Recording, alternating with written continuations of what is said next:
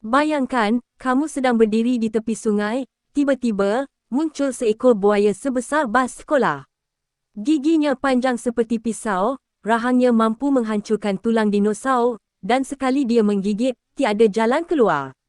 Ini bukan filem, tapi realiti berjuta tahun dahulu. Inilah kisah buaya purba terbesar yang pernah hidup di muka bumi. Hai, kali ini kita akan kenali raksasa air tawar zaman purba, yang jauh lebih besar, ganas, dan menakutkan daripada buaya moden hari ini. Namanya, Deinosuchus, yang bermaksud, buaya mengerikan.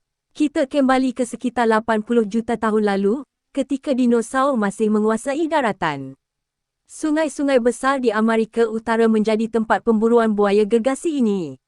Deinosuchus boleh mencecah panjang 12 meter, dan berat lebih 8 tan.